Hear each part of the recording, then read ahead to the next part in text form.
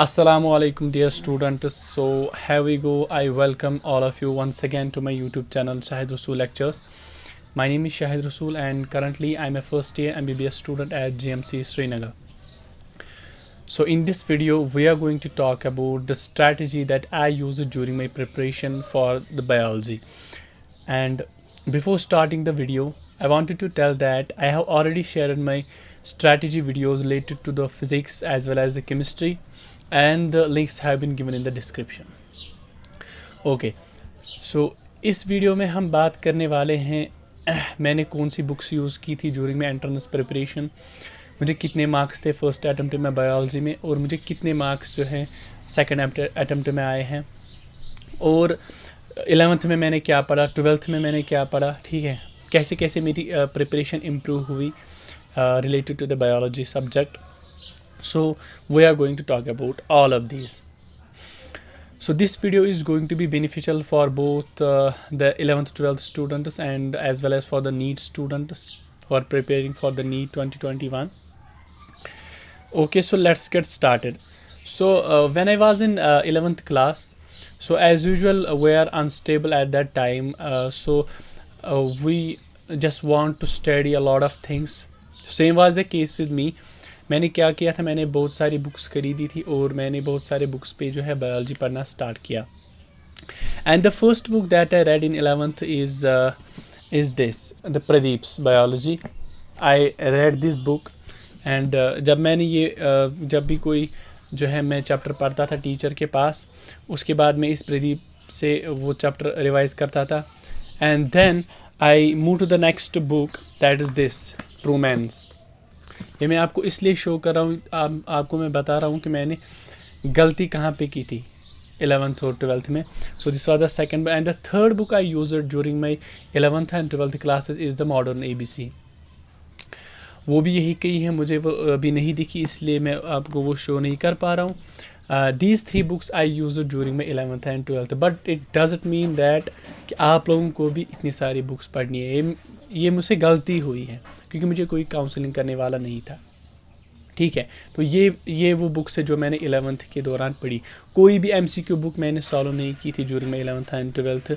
कोई भी mock tests मैंने नहीं दिए थे, ठीक है. और NCERT जो है वो मैंने नहीं पढ़ी थी. सो these were the faults that I did during my 11th and 12th. And when I came to my first attempt, तो उस टाइम मुझे all around 200 मार्क्स थे बायोलॉजी में. I got total 433 marks in my first attempt. उसमें मुझे biology में around 200 भी बराबर नहीं थे बट around 200. तो प्रॉब्लम मुझे कहाँ पे हुई थी? प्रॉब्लम मुझे यही पे हुई थी कि मैंने 11th और 12th में NCERT नहीं पढ़ी थी. मैंने बहुत ज़्यादा कंटेंट पढ़ा था 11th 12th में जो मैं फिर एंट्रेंस में रिवाइज़ नहीं कर सका. मुझे NCERT पढ़नी थी, मैंने वो नहीं पढ़ी थी.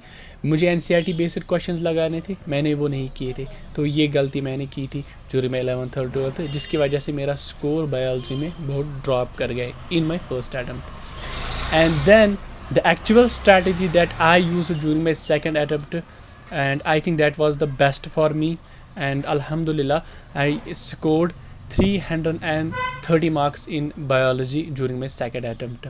And what I did is मैंने जो है NCERT ही पढ़ी, सिर्फ और सिर्फ NCERT पढ़ी, और NCERT से मैंने अपने हाथों से नोट्स एक्सट्रैक्ट किए.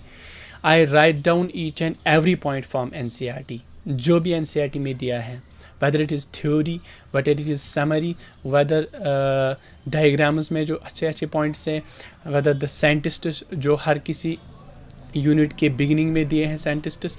सो NCERT पढ़ना आसान काम नहीं है. It is a very tough job to read NCERT, to understand it, ठीक है. अब जो एंट्रेंस में होते हैं उनके लिए बिट ईजी बन जाता है क्योंकि उन्होंने 11th और 12th में अच्छे से पढ़ा होता है, तो उनके लिए NCERT पढ़ना उतना मुश्किल नहीं होता है. अब NCERT को पढ़ना कैसे है? सबसे पहले मैं 11th और 12th स्टूडेंट्स को बताना चाहता हूँ कि अगर आप लोग किसी इंस्टीट्यूट में पढ़ रहे हैं, वहाँ पे आपका टीचर पढ़ाता है, आप पहले उस टीचर की नोटबुक पढ़ो अच्छे से, ठीक है. अगर ज़रूरत पड़े किसी रेफरेंस की, वैसे ज़रूरत नहीं है आप लोगों को रेफरेंस पढ़ने की, आप बस टीचर की नोटबुक को फॉलो करो, ठीक है.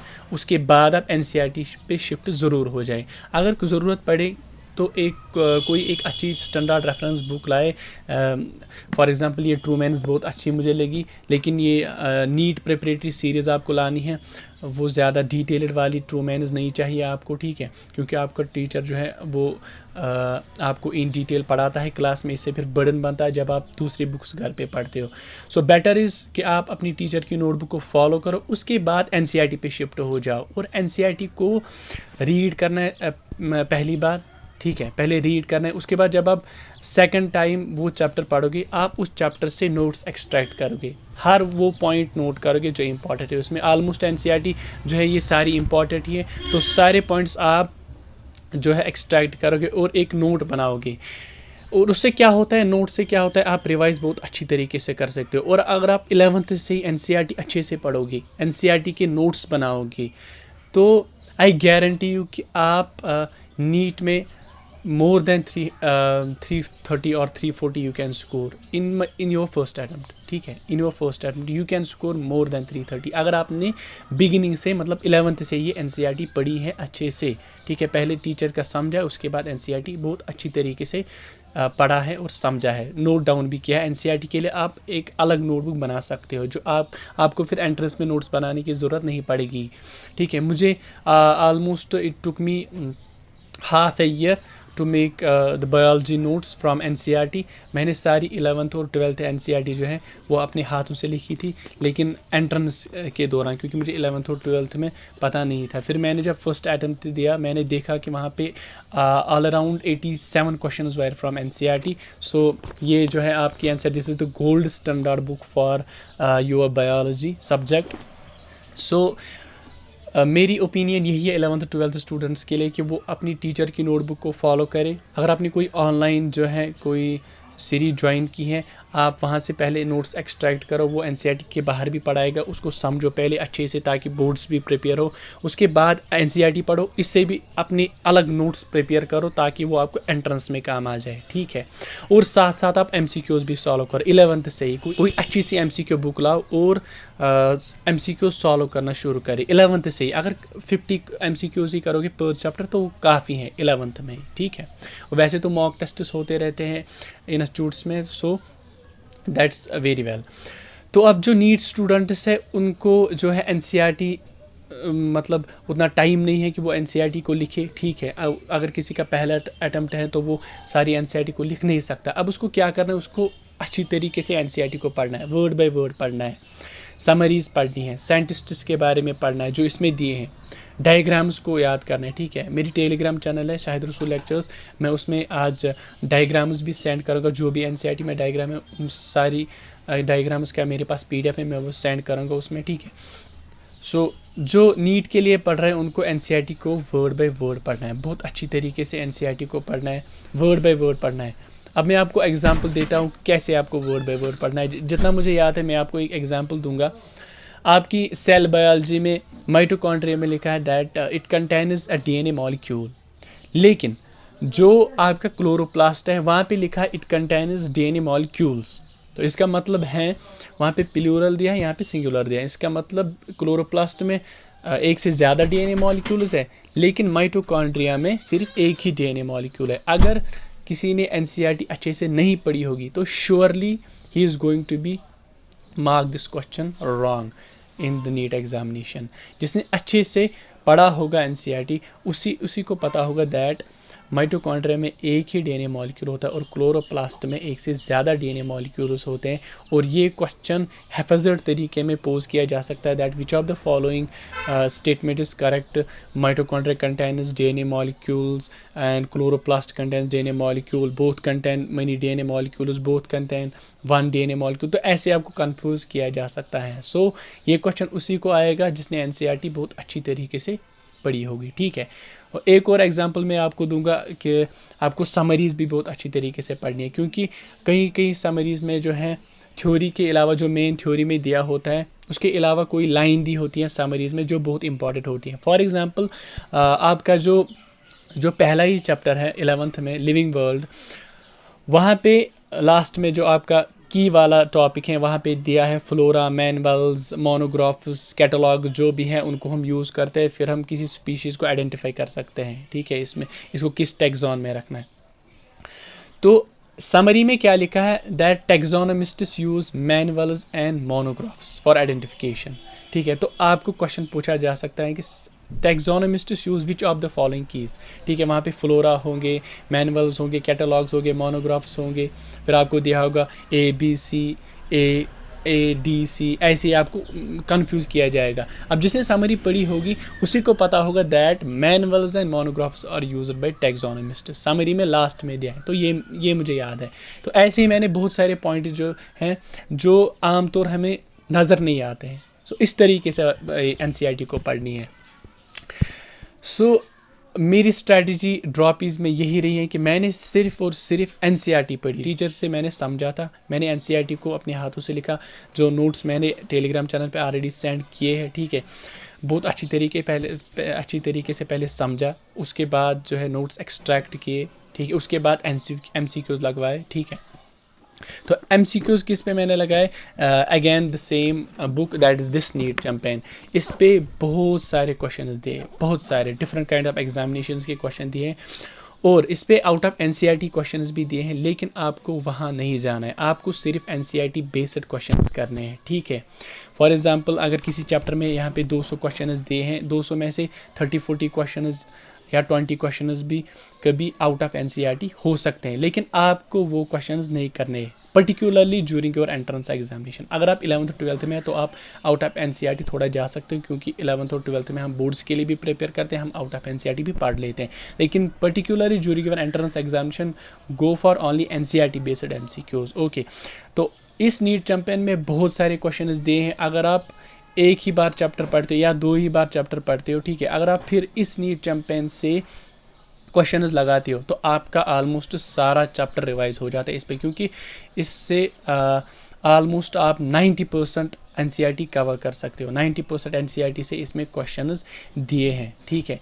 तो अगर आप इन्हीं क्वेश्चंस को बार बार रिवाइज करोगे then it will help you a lot for your examinations. और मॉक टेस्ट्स भी बहुत ज़रूरी हैं, अगर आप मॉक टेस्ट दे रहे हो तो उस मॉक टेस्ट में भी आप अपने आप को जज करोगे NCERT बेस्ड क्वेश्चंस पर, ठीक है। अगर वहाँ पे मॉक टेस्ट में आउट ऑफ NCERT क्वेश्चंस हैं, फिर आप उससे अपने आप को जज नहीं करोगे कि मुझे ये क्वेश्चन नहीं है, क्योंकि वो क्वेश्चन आउट ऑफ NCERT होता है, और आपको अपनी preparation out of NCERT question से जज नहीं करना है। विद इन NCERT अगर आपको आता है then you are going very well. So summarizing all, for 11th and 12th they should go for their teachers notebook, respect to teachers notebook। अगर किसी कोचिंग इंस्टीट्यूट में नहीं है सो YouTube पे जाए, YouTube पे बहुत सारे प्लेटफॉर्म्स हैं जहाँ पे आप अच्छे तरीके से बायोलॉजी को प्रिपेयर कर सकते हो येट फ्रॉम 11th, ठीक है। फॉर एग्जांपल फिजिक्स वाला पे भी बायोलॉजी पढ़ाई जाती है, बायोमेंटर्स है, अनअकैडमी है, वेदांतु है, जो भी हैं आप यूज़ कर सकते हो, ठीक है। और समझना है, बायोलॉजी को समझना है, फील करना है, ठीक है। और उसके बाद आप 11th और 12th स्टूडेंट्स के लिए मैं बता रहा हूँ, उसके बाद आप कोई जो है ऑब्जेक्टिव बुक भी करें, मिनिमम 50 क्वेश्चंस अगर आप करें या 100 क्वेश्चंस अगर आप चैप्टर कर रहे हो दैट इज़ वेरी एनफ, क्योंकि अगर आप 11th से ही MCQs कर रहे हो that will be very helpful for you during your entrance examination. और साथ साथ में NCERT के नोट्स अपने हाथों से नोट्स बनाए, ठीक है, that will also be helpful during your entrance. जब आप एंट्रेंस में पहुँचोगे that will be very helpful. और फॉर एंट्रेंस स्टूडेंट्स जो अभी नीट के लिए प्रिपेयर कर रहे हैं उनके लिए मेरी बस यही रिक्वेस्ट, आप ज़्यादा से ज़्यादा NCERT बेस्ड MCQ सॉल्व करें, ठीक है, और सिर्फ NCERT पढ़े, NCERT के बाहर कुछ भी नहीं पढ़े। NCERT में जो भी दिया है whether diagram, summary, scientist, main theory, whatever जो भी दिया है NCERT में सब कुछ पढ़ना है NCERT, ठीक है। और नीट में सिर्फ NCERT से क्वेश्चन आते हैं, अगर 1 या 2 क्वेश्चन आउट ऑफ NCERT आ भी जाते उससे कोई फ़र्क नहीं पड़ता है, because 98% question come out from NCERT। So NCERT is your gold standard book and plus you can go for some good objective book like this NEET champion, ठीक है। जो मैंने गलतियाँ की थी, बहुत सारी बुक्स पढ़ी थी 11th to 12th में, वो नहीं करना है, ठीक है। एंट्रेंस में बहुत सारी बुक्स नहीं पढ़ना है, बिल्कुल NCERT पे स्टक रहना है। 11th to 12th स्टूडेंट्स भी अपने टीचर की नोटबुक को फॉलो करेंगे और उसके बाद NCERT से नोट्स एक्सट्रैक्ट करेंगे, ठीक है। So this is all about your biology portion. और लास्ट में मैं आपको ये बात कहना चाहता हूँ कि आप बायोलॉजी उस टाइम पे पढ़ो जिस टाइम पे जो है आपका माइंड बहुत कम काम करता है, क्योंकि biology is relatively an easy subject. जो आपका सुबह का टाइम होता है that's very active time, and in that time you should go for the numerical, for physical chemistry और फिजिक्स आई कैन से. लेकिन जो आपकी मतलब ज़ोहर नमाज के बाद जो आता है, उसके बाद थोड़ा डलनेस फील होता है, तो दिमाग अच्छी तरीके से उतना एक्टिव नहीं होता है. So you can go for biology in that period after the ज़ोहर नमाज और आफ्टर द 2 PM. ओके, ठीक है. सो कहने का मतलब ये है कि फ़िज़िक्स जो टफ सब्जेक्ट है उसको वही टाइम दे जब आपका माइंड जो है एक्टिव होगा. ठीक है. बायोलॉजी आप अच्छे से बैठ के आराम से पढ़ सकते हो. ठीक है, समझ सकते हो. So this is all about the strategy that I use during my preparation. I hope कि इससे आपको थोड़ा सा फ़ायदा हुआ होगा. Okay, so and thank you very much to all of you that you are supporting me, you are sharing your love, and thank you once again. I wish all of you the best of luck, and the time left is very less, so आप अच्छे से prepare करें, इधर उधर नहीं भटकना है. ठीक है. So don't be stressed. अगर आपकी preparation up to the mark है देन डोंट वरी. यह हमें फील होता है कि हम सारा कुछ भूल गए, लेकिन ऐसा नहीं है. You are doing very well, you are doing great job. ज़्यादा से ज़्यादा MCQs आप सॉल्व करें. ठीक है. Revise the formulas in physics, physical chemistry, and revise the NCERT in organic and biology. So this is all about this strategy for biology. So best of luck to all of you. Thank you very much.